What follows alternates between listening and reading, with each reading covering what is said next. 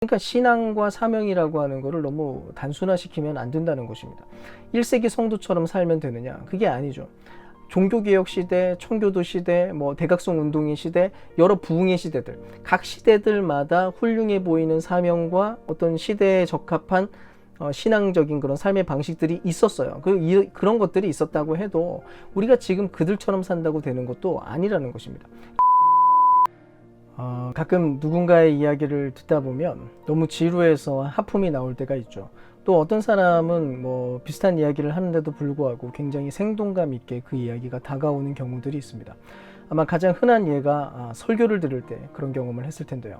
그러면 뭐가 대체 그런 차이를 만들게 될까요? 물론 말 자체를 재밌게 하는 사람이냐 아니냐로 판가름 날 수도 있는데, 사실은 그 이야기가 특정한 상황 안에 있는 특정한 사람들에게 어떤 관점이나 기억을 불러일으키거나 혹은 희망을 불러내는 능력이 있게 될 때 그런 일들이 가능해집니다.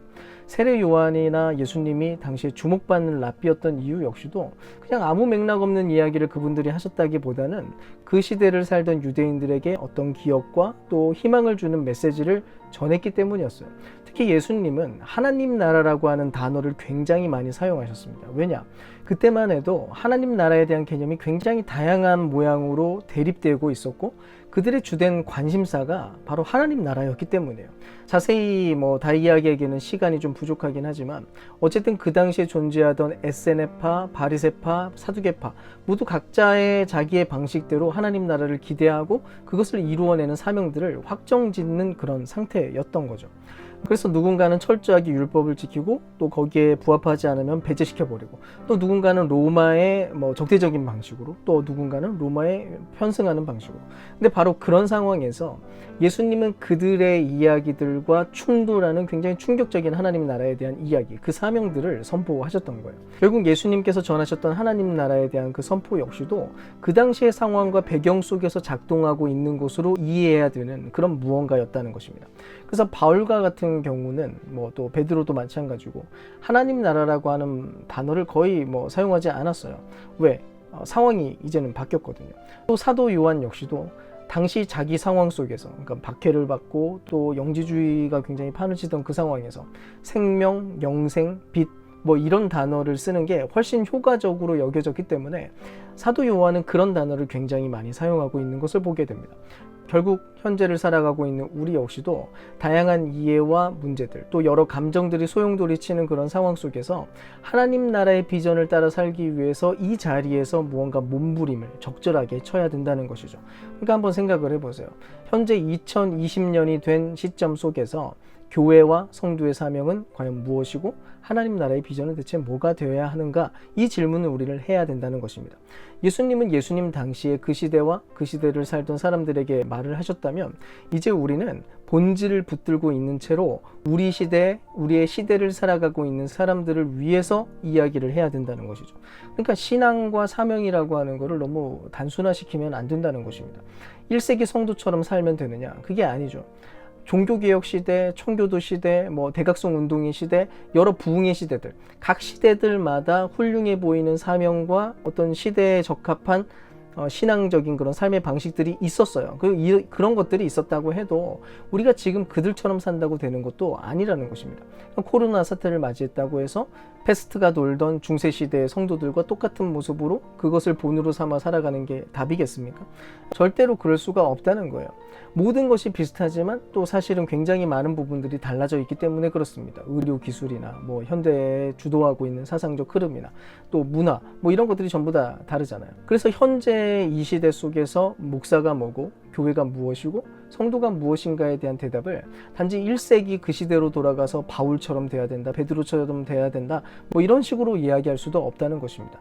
자꾸 위대한 시대에 위대했었던 어떤 신앙의 방식들을 그대로 똑같이 하게 되면 그게 좋은 신앙인 줄로 생각하는 경우들이 있고, 또 그것이 그 자체로 답이라고 여기는 그런 경향들도 있어요. 한국 교회 안에도 찬란했던 부흥의 시기, 또 하나님을 굉장히 뜨겁게 사랑했던 성도들의 열정적인 헌신의 시기들이 있었죠. 그때 그런 어떤 예배의 모양들과 신앙적인 형태들이 만들어졌습니다. 자꾸 근데 사람들이 그거를 그리워하는 거예요. 그땐 그랬다, 라떼는 말이야. 청년들에게 요구하는 어른들의 태도들, 또 젊은 부모들에게 요구하고 있는 어른들, 아이들을 키워왔었던 어른들의 이야기들이 자꾸 들려옵니다. 나 때는 등에 아기들을 업고 전도하러 나갔었다. 근데 왜 지금은 못하냐? 그 당시에 멋진 신앙이 무엇이었는지를 기억하고 계시니까. 그때는 그렇게 했으니까 좋았었고 그렇게 할 수 있었고, 근데 그런 내용들을 밑도 끝도 없이 밀어붙이려고 하는 그런 일들이 자꾸 벌어지는 거죠. 새벽 예배가 쉬웠던 시절이 있고 각종 헌금들을 여러 가지 이름을 붙인 채로 내는 것이 단순하고 뭐 쉬웠던 그런 시절도 있었습니다. 뭐 불과 올해 2월에만 해도 교회가 수련회를 하고 각종 모임을 진행하면서 교육을 받고 교육을 하고 이런 평범한 예배를 드리는 것들이 너무나 당연했었죠. 근데 지금 완전히 달라졌습니다. 예배도 모임도 교육도 이전과 똑같이 할 수 없게 되어버렸고, 다시 예전으로 돌아갈 수 있을까? 뭐 여기에 대한 어떤 기대와 희망조차도 사실은 쉽게 가질 수 없는 지경에 오게 되어버렸어요. 그러니까 이제는 인정을 해야 됩니다. 어쩔 수 없이 이제는 변해버렸다고. 단지 옛것을 그리워하는 것만이 사명의 회복과 교회의 회복이 아니라는 것입니다. 복음과 하나님 나라는 언제나 특정한 상황 속에서 특정한 방식으로 실현되어 왔습니다. 그래서 더더욱더 우리가 성경에 귀를 기울인 채로 상황을 예의주시하면서 살펴보고 분석을 해야 된다는 거예요. 사실 이거는 꽤 복잡하고 어려운 작업이에요. 기대하고 싶은 거는 탁월한 신학자들의 높은 학문적 작업들이 이루어지게 될 것이라는 것을 기대하고요. 또 각 교회들마다 치열한 적용과 시도들을 통해서 결국 최종적으로 답을 찾아 나가는 그런 걸음을 하게 될 거라고 저는 믿고 있어요. 그러면 대체 그 변화가 어떤 방식이어야 될까? 아직 물론 우리는 완전한 답을 찾을 수는 없겠지만 실마리로 삼을 만한 한 가지 예를 좀 들어보겠습니다. 예전에 복음 전도자들 같은 경우는 전도할 때마다 죄로부터 구원을 받는 그 내용들을 가지고 주로 예수님을 전했습니다. 그래서 죄를 깨닫게 만들고 또 그 죄로부터 돌이키는 삶을 이제 선포를 했었죠. 지금도 근데 그렇게 복음을 선포하기도 해요. 한번 근데 솔직하게 질문을 해보겠습니다. 이 내용이 지금도 통할까요? 현재 우리의 시대에 이게 통하느냐는 겁니다. 자주 느끼는 것들이 하나가 있어요. 아무리 봐도 그런 구원에 관련돼서 요즘 사람들은 생각하지도 않고 생각 자체가 없다는 게 문제입니다. 적어도 도시화가 되어 있는 현대사회 안에서 굳이 죄책감 때문에 괴로워하고 죄책감의 문제를 가지고 씨름했던 어떤 사람들은 쉽게 발견되지가 않는다는 거예요. 오히려 현대인들이 가지고 있는 가장 중요한 감정, 가장 깊은 감정이 무엇이냐면 바로 절망감입니다. 희망이 없다는 느낌, 발부둥 쳐도 되지 않는다는 느낌, 쳇바퀴를 돌고 있는 것 같은 그런 느낌, 원하는 것을 얻게 되지 못하게 될 거라고 하는 불안감, 세상이 변화되는 그 속도에 쉽게 쫓아가지 못하는 한계를 느끼게 되는 그런 지점들. 구체적인 모든 내용들에 대해서 다 말해서 뭐 할까요? 중요한 거는 지금은 죄책감 문제가 중요한 감정이 아니라 절망감이라는 것입니다. 결국 이런 상황 속에서 우리가 전해야 되는 예수는 그럼 누가 돼야 되는 겁니까? 용서의 그리스도를 전할 때 그것이 그들에게 효과적이고 그 예수님을 전하는 것이 지금 적합한 일인가? 그게 아니라 오히려 희망의 그리스도, 소망의 그리스도, 그 예수 그리스도가 전해져야 된다는 거예요. 세상이 주는 절망의 원인, 비참에 빠진 현실을 이기게 만드는 그리스도, 세상이 알지도 못하던 소망을 발견케 만드는 예수 그리스도, 그 그리스도를 보여주는 게 교회의 사명이 돼야 되는 거예요. 그게 교회와 성도의 전도 사명이 된다는 겁니다. 그래서 그런 그리스도의 모습을 증거하기 위한 우리의 사역의 모양과 선포의 방식과 그런 모든 것들은 어떻게 되어야 하는가에 대한 문제를 고민해야만 한다는 것이죠. 어쨌든 어느 지역, 어느 시대, 어느 상황이든지 모든 것은 다 달라질 수가 있고, 거기가 시골이냐 도심이냐 아니면 서울이냐 지방이냐, 확진자의 수는 얼마나 되냐, 어느 정도의 위협적인 상황인가, 이런 모든 것들에 따라서 전부 고려해야 될 대상들이라는 거예요. 사실 요즘 코로나 시대가 장기화되고 또 각종 모임들을 자제하거나 방역수칙을 철저하게 지켜나가는 그런 일들을 하게 되면서 이전 패러다임 속에 존재하고 있었던 교회 사역의 질이나 또 생명력 자체가 느끼기에는 그래요. 현저히 떨어져 가고 있다는 것을 솔직하게 느끼게 됩니다. 굉장히 마음도 불편하고 참 어려운 면들이 있어요. 거기에다가 교회가 세상을 향해서 매력적인 선교적인 모양으로 발견된다기보다는, 그래서 권리 포기를 하고 희생하며 섬기며 이런 형태로서 발견되기보다는 억눌린 자기의 권리를 지키기 위해서 애를 쓰고 있다가 도리어 선교적이지 못하게 된, 매력적이지 못한 교회, 그래서 선교가에 막히게 되는 그런 결과들도 자꾸 일어나고 있습니다. 아무리 정당한 권리라고 할지라도 때때로 그 권리 주장이 덕을 세우지는 못할 때가 생겨나니까요. 그런 면에서 지금은 좀 숨을 죽이고 깊은 고민을 해야 될 때가 아닌가 싶습니다. 성경을 더 주의 깊게 살펴보고 상황을 단순하게 보고 단순하게 결론 내리기보다는 다각도에서 살펴보면서 이 시기와 상황 속에서 사명을 재확인해야 된다는 거예요. 대한민국 사회는 요즘 상상을 초월하는 혼란을 맞이하고 있는 것 같습니다.